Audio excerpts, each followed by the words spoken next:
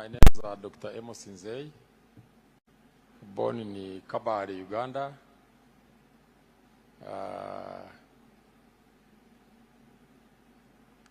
I was not meant to be a business person. I was forced by circumstances because my father at the time was earning 3 shillings per month working at White Horse in Kabale. And we are 12 of us that he had produced. So you can imagine when I was in primary 3,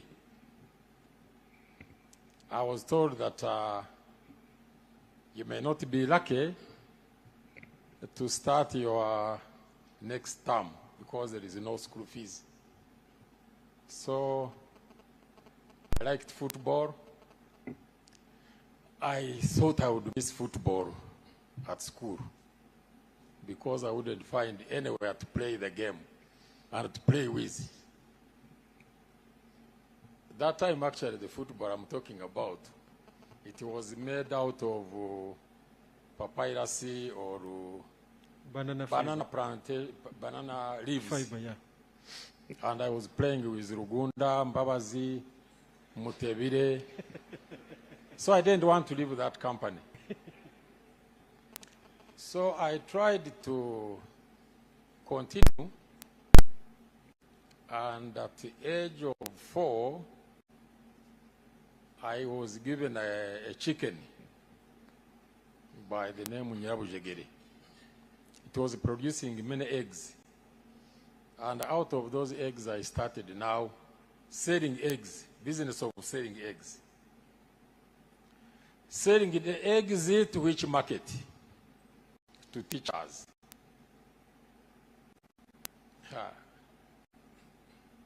That business was the worst in my life. Because the teachers I was selling, I was supplying eggs, were not paying me because they were not being paid. I would wait to be paid for as long as about 6 months. Not intentionally that they were not paid, but they were not being paid. And I hope they are being paid today. So that business did not go very well. I improvised, and with the little money I earned there, I remember buying the baking powder and a bottle of edible oil in a PepsiCo bottle, by the way. I started baking mwana kava. I don't know whether you know about mwana kava. So that mwana kava became profitable and managed to push me to do more schooling and classes. Of course, I was offered by many relatives who were teachers, and I attended actually in primary school. I must have attended to 8 schools, different schools, because one relative would try 1 term, 2 terms, no payment, he wouldn't pay. Then I would go to another school, still the same story. I remember the last one was when I rebelled and left, because I discovered that the intention actually was not helping me, but me helping them as a houseboy. So my brother, who was in Kampala here, invited me. He was working in UTC as a ticket examiner. These buses, which I enjoyed when I came here, Mengo Murago, whatever money I had in my pocket, I would go to those buses. Very smart. Then look at, do window shopping while I'm in a bus on Kampala Road. Kampala was shining at that time. and very clean.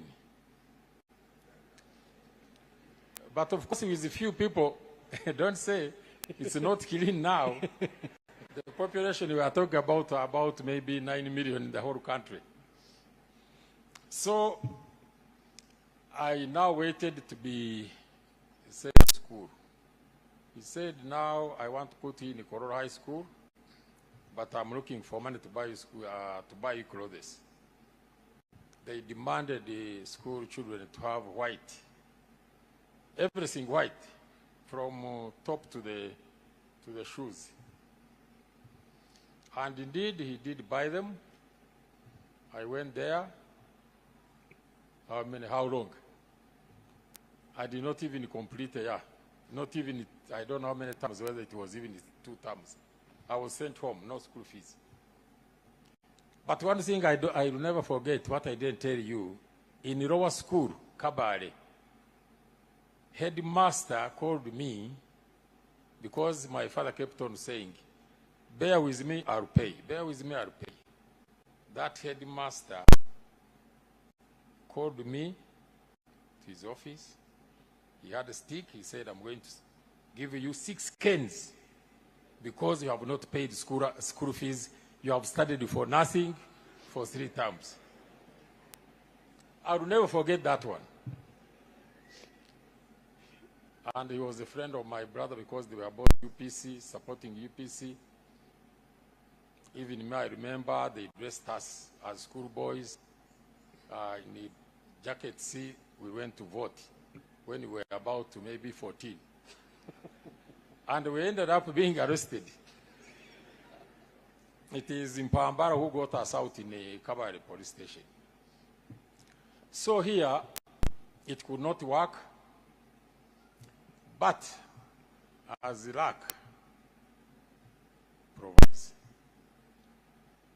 one morning my brother had been reading Uganda, and he left it in the sitting room. So I went and, started, gazing in, trying to also look at pictures and what under some articles. So I landed on one article which was taking up school droppers. That was the title. School droppers. An opportunity to be trained by Israeli company which was by the name WRD, Water Resources Development, in Kabale, which were starting to build the road from Kabale to Tungamu. Now, I said, where do I get transport? I need to leave immediately. Because I qualify, I'm going to drop out. I got a lift from those trucks which carry goods. I think the name of the driver was Francis. May his soul rest in peace. He delivered me to Kabale. I went there. I didn't know even which job I was looking for because I didn't have any qualifications. When I got there, I was, I think, number 6 to be employed. Which job? Boy spanner. I worked as a boy spanner, but on training different sections where I was excelling the best student. Being in section, of course, after that, mechanic a little bit.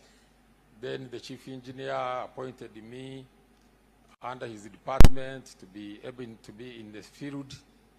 He gave me a car Land Rover to collect information about tractors which have broken down, what they could do, what kind of spares that were lacking in those tractors. And the salary was also, I think I remember when we discussed, I was promoted, I reached to earn more than a district high commissioner in Kabale. I was getting more money than him. And eventually, I even bought a car. But before I bought a car, I had an issue. with our home, my parents' home. It was grass thatched. And I said, my first Saturday, I must roof this house with iron sheets. Because whenever I would be going home with students, fellow students, from a church school where we went with these former prime ministers and the Bank of Uganda governor, I would tell lies to my fellow students. Whenever they ask me where's your home, I would appoint Evangelist home or which had, you know, my body roofed. I didn't want to show people that I was living in a grass-thatched house. I don't know whether I bought those iron sheets from Rarani. So, Mr. Rarani, I was a customer in your business at an early age. So I moved on. I managed to also buy myself, you know, first of all, clothes, good ones, Strads, Royal Brook, to be able to, you know, look like some of you I'm seeing here. And then we were transferred to Mbarara. We started working on Mbarara Katunguru. But before we got to the end, I had put in a resignation like 3 times. But they would stop me because they needed me. I was very sharp in creative and managing, you know, situations. I didn't tell you that one day I nearly died by explosives. In those training, they trained me to blast stones. You know, you use hammers to grill, you put in explosives, you connect cables, and this Israeli guy was doing it. For him, he was very careful, usually to use a 20-meter cable. Dig his hole, hide there.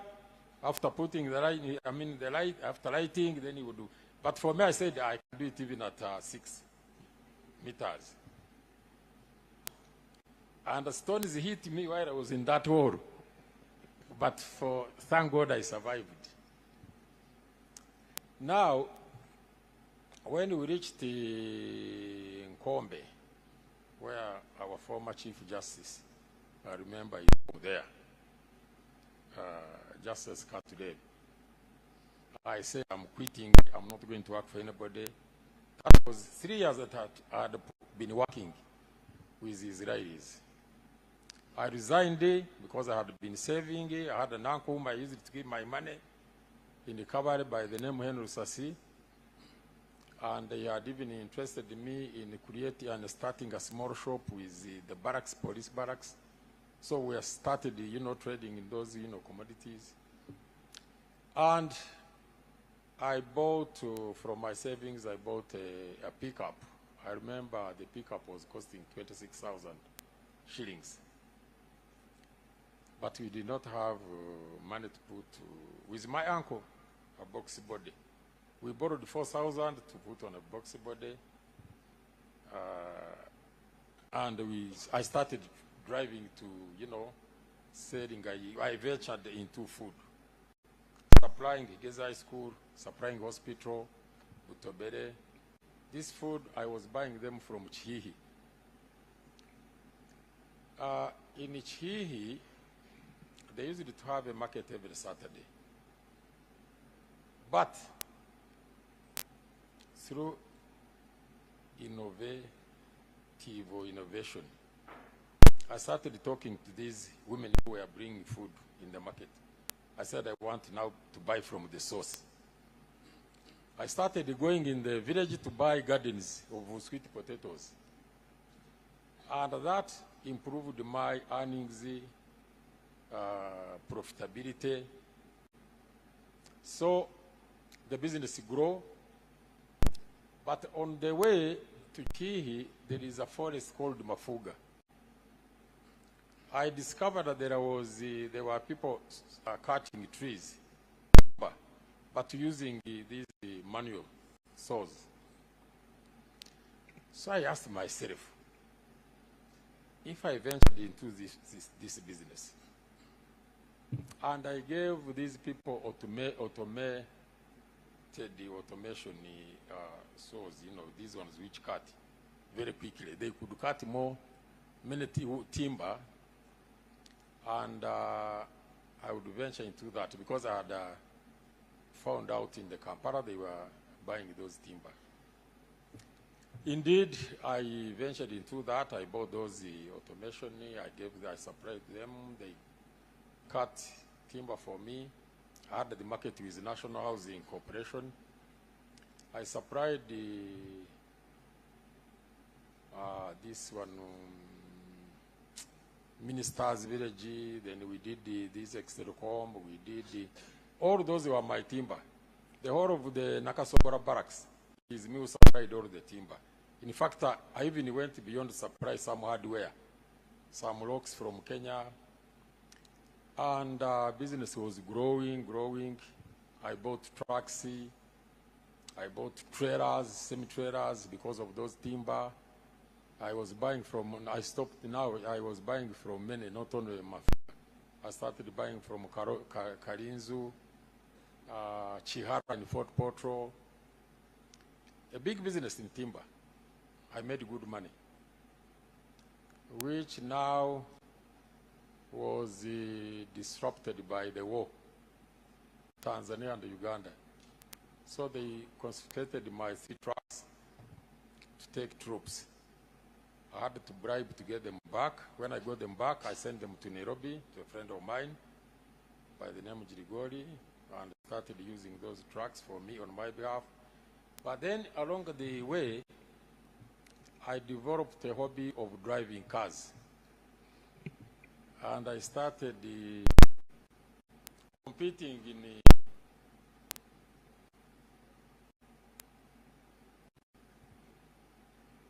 in the motor,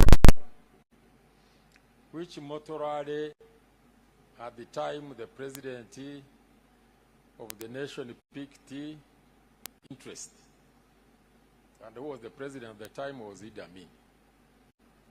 So we started now driving, competing with. So one time he said, now he was appointed the OAU chairman. He said, now you drivers, rider drivers, I'm going to make you drive in the whole of OAU countries. Tell me whatever you want, but you must cover all the OAU countries.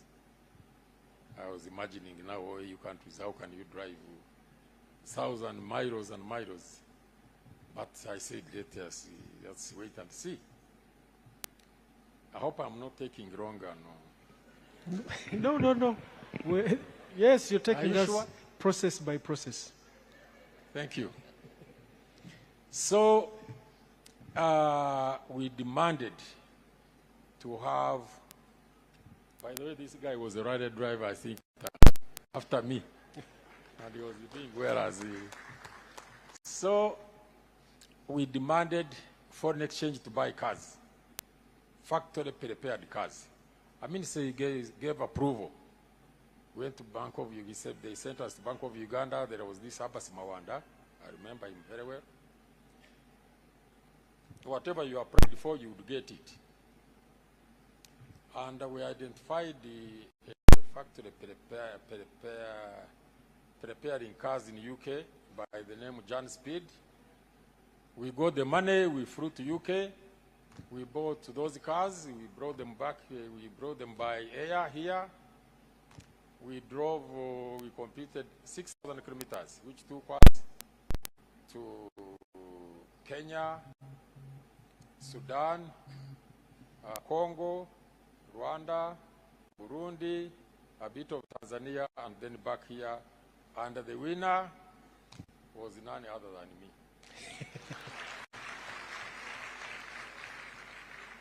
But of course, on announcement, as I was sitting at home on television, there was a man, a newsman,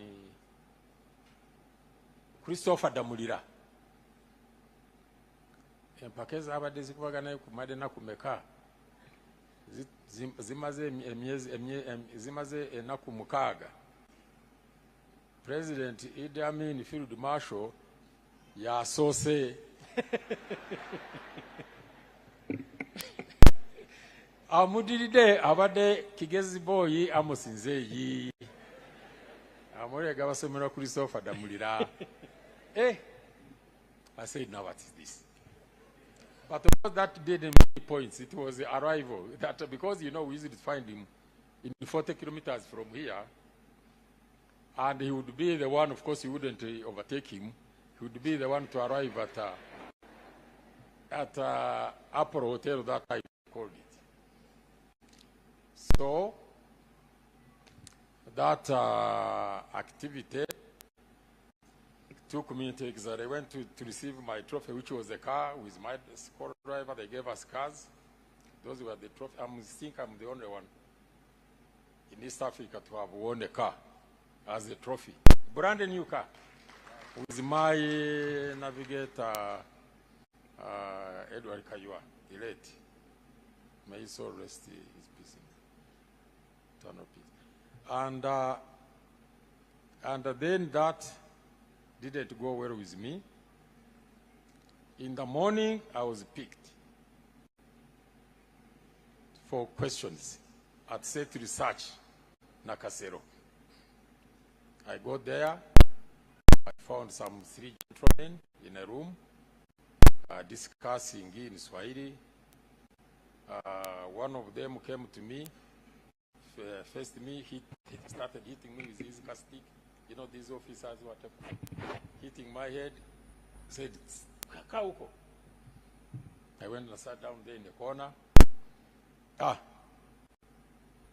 Within a short time, they finished the meeting, they went.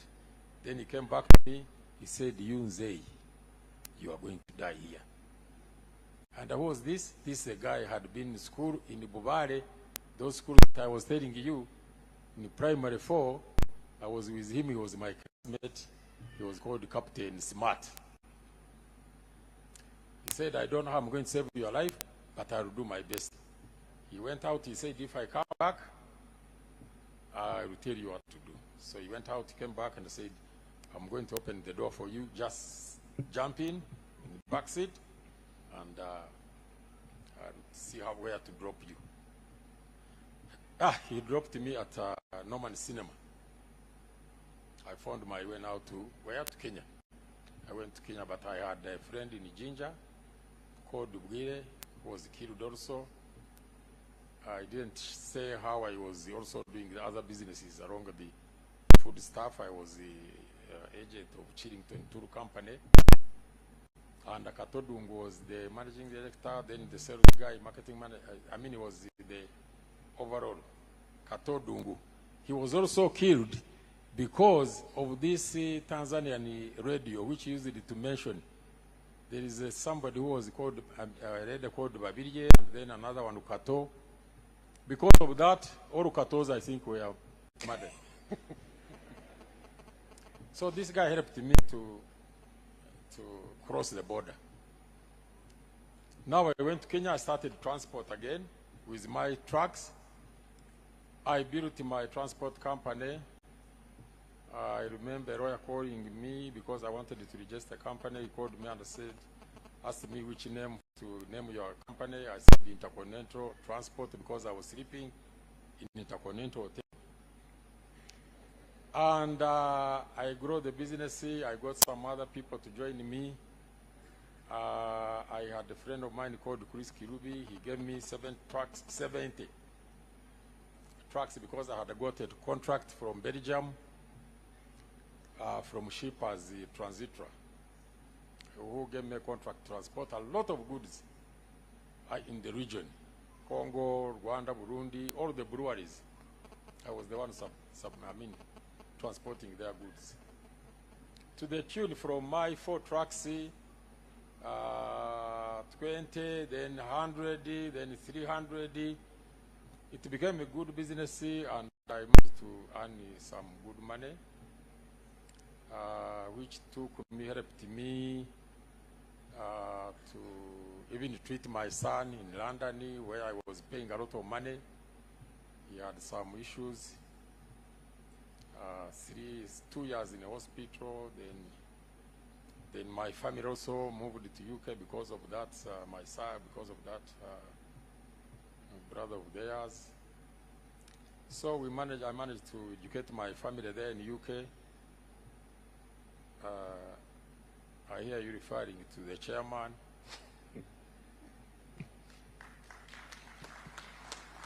He went to very good schools. When you hear him speak a good English better than mine, it's because of my money. I educated him very well.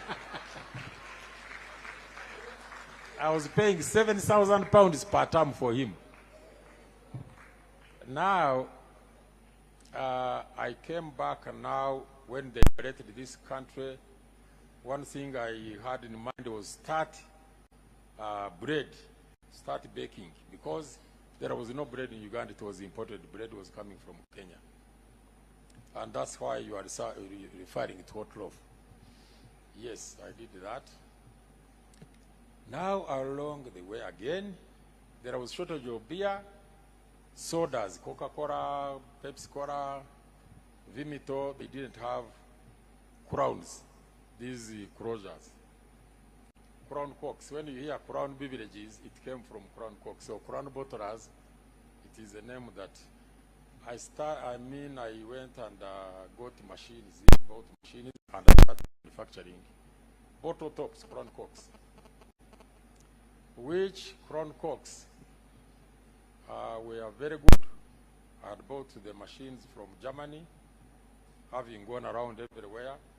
Germany was the most expensive, but that's what I chose to buy. And by doing so, because I'm trying to give a lift to the younger, upcoming business people, entrepreneurs, they asked me to come and address the youth. So whatever I'm saying, have something to pick. Now the German machines managed to get me into Pepsi, because the franchise manager of Pepsi used to come and inspect my crowns that I was manufacturing. And when they tested them, they found that the quality of my crowns were better than those from South Africa and the UK, because that's where they were importing crowns from UK, and that's why they were having shortages, because of airlifting, shipment. And one evening I took him to a Chinese restaurant. I think it was in one of these buildings of insurance. I don't know if it was Chinese, because the Indian was owning that place, but married to a Muzungu. Did you know that?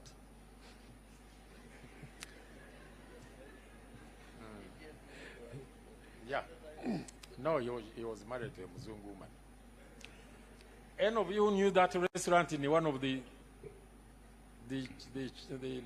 insurance near NSSF? Chairman, these young people are 25 and 26. But how come this man doesn't know? So that's where my success in business came. Because during the dinner, the man said, "You know, Amos, we are looking for a serious bottler." I said, "What?" "We are looking for a serious bottler to give the franchise of PepsiCo." I said, "I'm a very, very serious person. Mr. Ijigo, don't go anywhere to look for a serious business person. I'm very, very serious. I can give you my CV." He says, "Well, I can recommend you." I said, please, before you leave Kampala." He gave me a letter addressed to Boboka in London. I took a plane immediately, went to London. I went to a place called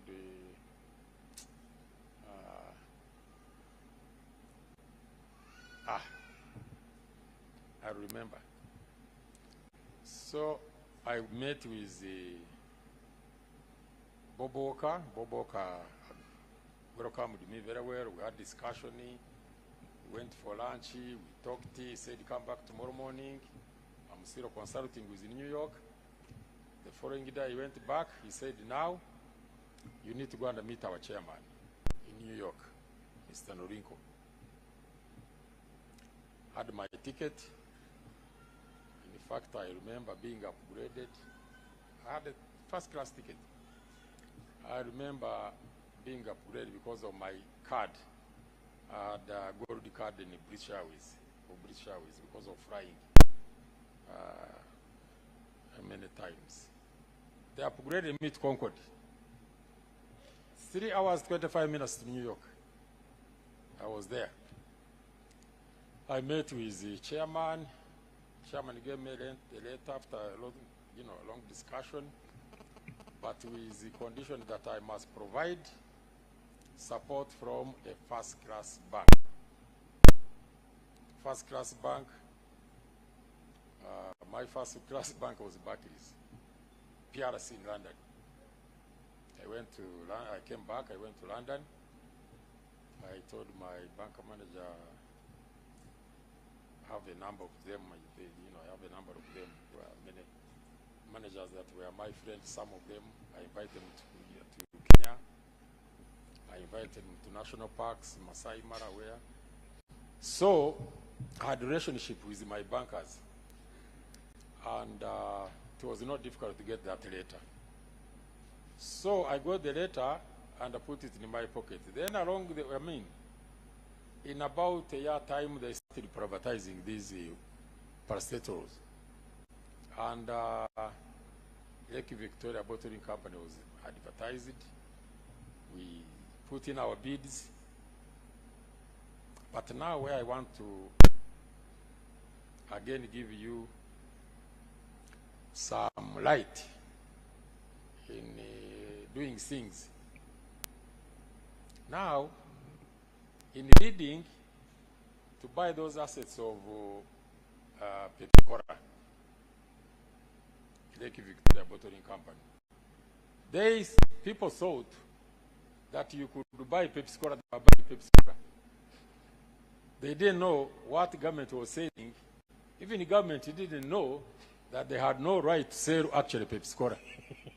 PepsiCo, you cannot sell it. If I was now to sell actually the company, Crown Beverages, I would not sell the franchise. I would only sell the assets. Because you cannot own the franchise. No. You cannot. You have a right to produce with that franchise rights, but you cannot sell. So these people who bidded, including Madivan,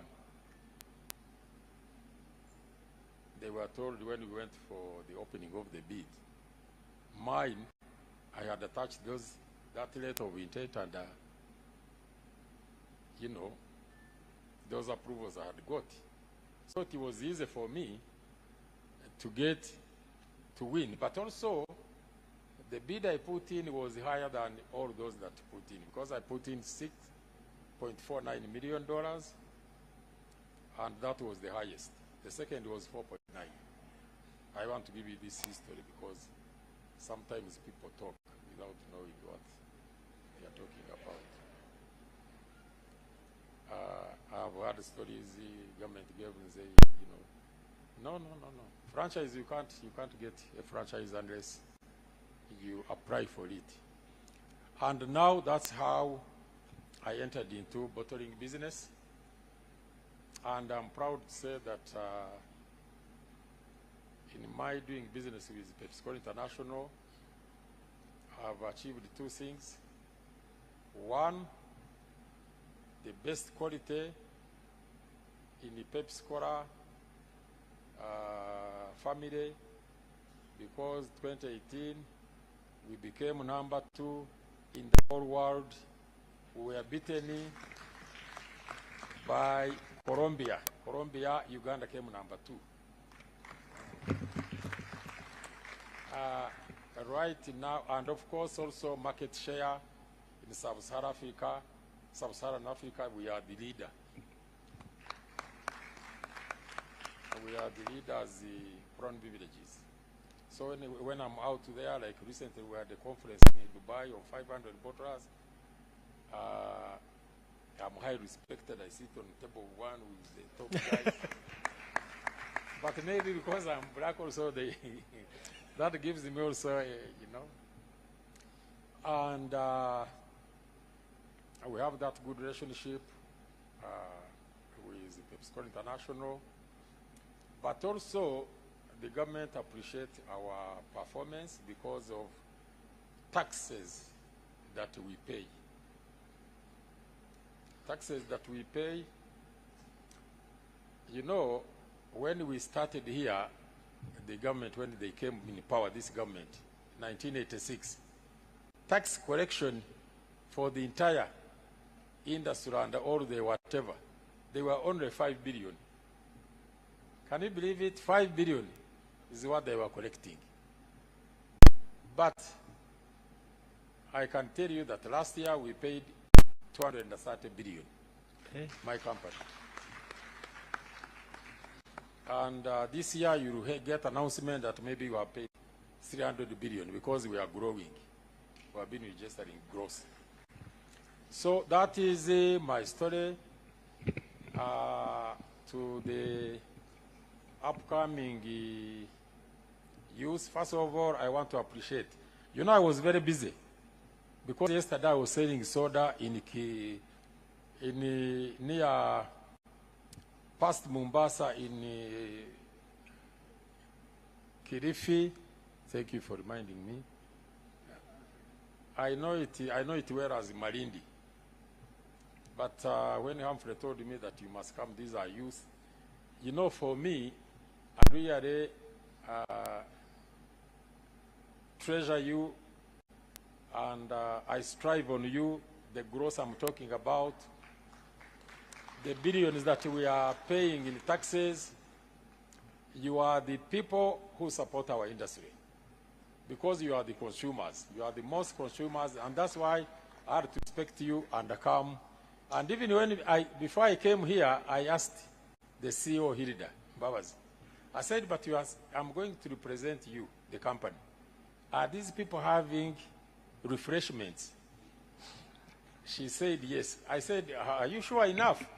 She said, yes, we gave, Humphrey told us there are 800, we gave each 6 bottles. 2 bottles of soda and 1 bottle of mineral water. So those of you who have not got it, please, let them give it to you, carry it home. Right? Don't leave here without carrying soda. Because I can see you are very few. They don't leave them with your soda. Thank right? you. Keep consuming our products. They are very good, very healthy. I beg you, please keep it up. And I wish you luck in you have heard of me. It was not my intention to become a businessman. I wanted to become a professor, a lecturer, but unfortunately, it didn't work.